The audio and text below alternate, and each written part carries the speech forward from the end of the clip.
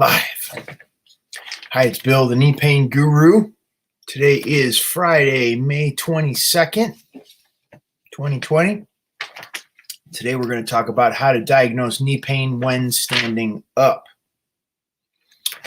Make sure to listen to the video till the end because I got a special stuff for you. Okay. Make sure to give the video a thumbs up, like, and subscribe to the channel, as well as turn on notifications for future videos. I do these twice a week on various topics that you share about your knees.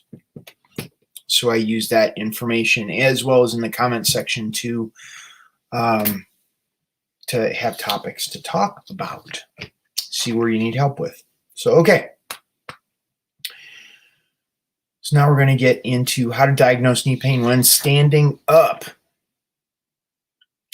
Before we get into that, I want to talk about the difference, the reason why most people are in pain is that there's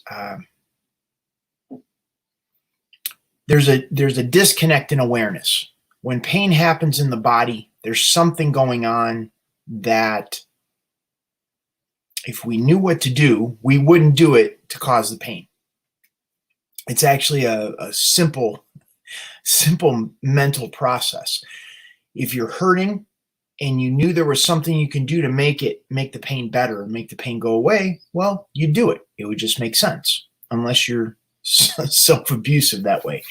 So I'm going to ask you several questions, go over some questions that I put down here that is designed to help increase your awareness as you're making the transition from a seated position to a standing position. So the pain is occurring somewhere in there. The fact that your knee hurts when you're standing up isn't enough to really zero in on exactly what's going on. And the more information we can draw in, which means the more awareness we could bring to what you have going on, the easier it's going to be to address what's happening in your knee. The first question is, are you holding your breath? So when you're going to get up from a chair and your knee begins to hurt, are you holding your breath? Because if you're holding your breath, that increases tension in the body. The increased tension in the body irritates the nerves, causing the pain. So if you began to relax your breath or began breathing as you're making the transition from a seated position to a standing position, does it help? Does the pain go away when you begin to breathe, if in fact you are holding your breath? Second question, are you using your arms to get up from the chair or not using your arms? Neither is right or wrong. However, how does the pain change when you're getting up from a seated to a standing position when you use your arms or you don't use your arms? This is all valuable information that goes into the tension that's going on into your body that's contributing to what's going on in your knee. This awareness piece, the increased awareness, these questions are going to sit in your mind, and you'll be noticing these things the next time you get up from a chair, seeing how your knee feels. Does your knee hurt at any other time? Meaning, does it hurt when you walk? Does it hurt when you stand? Does it hurt at all just when you sit? Does it hurt when you lie down? That is going to give a better indication of tension patterns that may be going on in your hips and lower back, your hamstrings, your quads, your shins, your calves, your ankles, your feet, because all of those other parts of your body play a role in how your knee feels. The knee doesn't hurt in a vacuum. We see a broader perspective of what's going on in your knee and in your body, and that helps us address, because in order for the knee to hurt, something somewhere in your body is pulling too tight, and something somewhere else in your body is not pulling tight enough. So there's an imbalance of tension.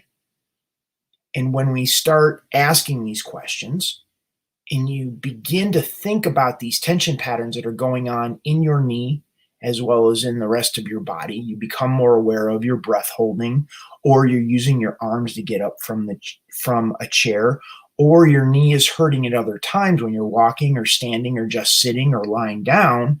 Now we begin to paint this bigger picture of the tension pattern that is going on in your knees that is contributing to the pain you're experiencing when you're standing up. Here's another question. When did the pain first happen? Was it recently? Was it because you've been sitting more lately? Was there an injury? Have you had surgery? Was there an accident, a car accident, or slip and fall on the ice, or you tripped up the steps? That helps us understand what's going on as far as the knee goes. How long have you been dealing with this type of pain? Is this something that just came on all of a sudden, or was it something that was a gradual building up of tension in your body that led to now it hurts when you're standing up from a chair? More information in the room. The more we understand the dynamic of what's going on with your knee, the more we can incorporate or address the bigger picture of what's going on, looking at your body like a system, a larger machine, if you will, that it is, that we can't just look at the knee in a vacuum and think, well, if we fix the knee, it's going to be okay, without addressing all of the other pieces. Because if you just deal with the knee and you don't look at all the other pieces, odds are the pain's going to come back. Oh, we got some questions. I'll deal with those in just a second. Okay, we got a question here from Mike. Trying to show this here. Okay, it's not. Oh, there we go. Okay, total knee replacement 18 months ago and is still tight. Is that normal? What did your doctor say? It's important to bring the doctor into this conversation, because the doctors play a crucial role, especially if you've had total knee replacement, which they're going in and cutting off the bones in your leg and replacing it with plastic and metal. That's a pretty invasive surgery, and giving an idea or bringing the doctors, that's part of the information in the room. What is the doctor saying as far as what's going on, the tightness in your knee? So all of those questions that we asked about the breath holding and using your arms to get up from a chair, and does your knee hurt at other times, and when did the pain first happen, how long you've been dealing with the type of pain, all of that ultimately points to the fact of kind of what Mike is alluding to. The only way to truly diagnose what's going on as far as your knee, like, you could take this information in. However, going to a doctor and getting a doctor to diagnose what's going on, because they could determine if something is broken or torn in the knee, whereas on the internet or not in person, that's going to be virtually impossible. However, we can do things that can set up the conditions in your system, in your body, in your life, that supports your body to resolve the pain on its own. And then it's your choice whether or not you would still want to continue to go to a doctor to officially get a diagnosis, that meaning an X-ray, a CT scan, or an MRI, to understand if something is broken or torn in the knee that is contributing to the pain. Mike, you still here?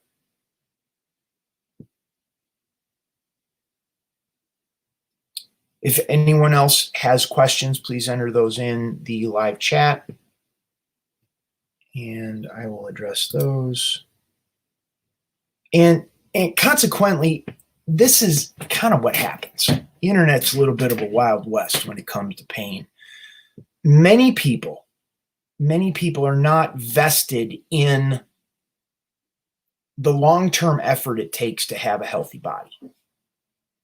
When it's easy to throw a question up there and then not follow up. Like if I had 100 people that asked me questions about their knees and give them a response, maybe 3 or 4 out of 100 would actually be interested in having a dialogue about figuring out a strategy for what's going on. Mike's question is asking from a very narrow perspective. Is it normal? Well, I don't know. What has Mike been doing? Has he been doing physical therapy? What's his diet like? Does he drink enough water? Does he exercise? Is the tightness all the time? Or is it just at certain times? Does he have any pain with the tightness? Is it limiting the range of motion? What is the range of motion that he's experiencing? So you can see it's a bigger conversation, and not everyone is ready to have that level of conversation because that requires a person to be vested in the outcome of what they're looking for. And if they're not vested in the outcome that what they're looking for, then it's best to go to your doctor, your physical therapist that's going to give you a drug, a shot, or surgery, or put you in more physical therapy, because it's kind of a cycle. That's their business model. That's not how I work. That's not how I operate. That's not how I work with clients. We're working on another level. We're working in alignment with the neurology, the nervous system, the body's ability to let go of tension. And it's a different level of awareness that we're bringing into the conversation that requires you to be an active participant. And if you don't want to be an active participant, no judgment on my part. It's cool.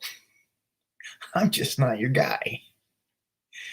Anyhow, okay, well, we'll take Mike's question down there. I'm not seeing anything else.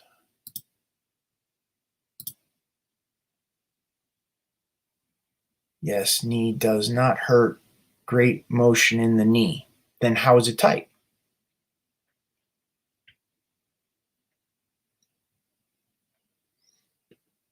So there's a lot of different factors. And what I've seen in terms of if there's a difficulty with tightness or range of motion in the knee, we need to look upstream, meaning we need to look at what's going on in the hips and the lower back, because the hips and the lower back compensate for protecting the knee. When the knee is injured, in pain, has a injury, accident, trauma, surgery, whatever might have happened to the knee, the leg on that side and the hip, everything pulls up to protect the knee. And that creates a compensatory pattern, a compensation pattern where the tension shifts in the hips and the lower back to the other leg, which is consequently like when a person has a knee replacement on one knee, they can no longer feel the pain in that knee because they no longer have their original joint. The joint is gone, it's been removed, and it's been replaced with plastic and metal. This compensation pattern shifts into the other knee because the body moves away from pain to a place that is less painful or comfortable. And what ends up happening is that other leg starts doing more work. And we can try all we want to think to balance everything, but we have to look deeper into the body to change the neurology in order to bring that balance back. what ends up happening is work out 5 days a week.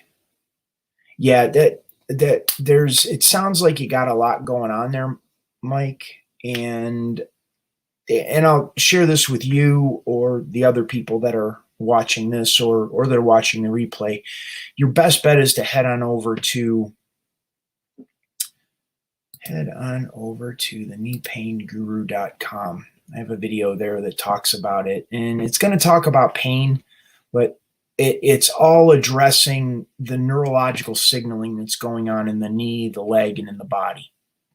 And if you're interested, you want more information, you want to go deeper on this, then I would point you over there and check that out, begin to work with that to start getting some help. If what you're doing isn't working. And that's really a big thing, is that most people who find me have already done everything. They've tried everything and it's not worked. And usually because what they're doing is in conflict with what the body wants to do.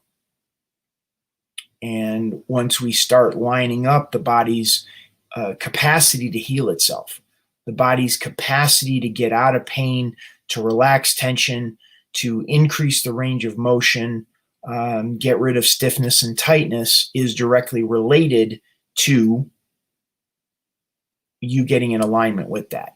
No different than the tide coming in or the tide going out. You want to be with the tide.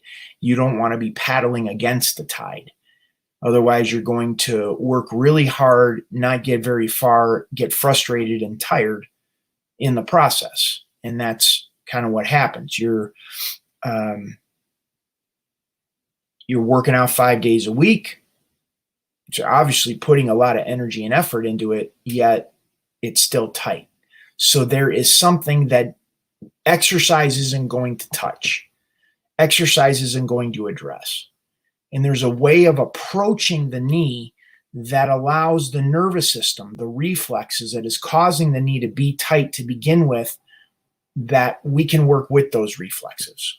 We can begin to use those reflexes as a way to relax the tension in the knee joint and increase the range of motion, or whatever. You say you have great motion, right? You say you have no pain, you have a great motion, but it's tight. So there's a little bit of a disconnect for me in terms of how you're describing that. And it all points to the neurology in the body to me. So I'd head on over to where we are, Knee Pain Guru website. Head on over there, check it out. And I send out, it's a daily newsletter. And I also have a group coaching program where I work with clients Mondays and Thursdays. So you can check that out. You can begin working with the program right away as soon as you sign up. And then we have our calls on Mondays and Thursdays. So, okay. Well, if you like the video, give it a thumbs up, like and subscribe to the Knee Pain Guru channel. Turn on notifications for future videos. And I'm going to scoot. Thank you, everybody, for being here. Have a great day, and I will see you next week on the next video.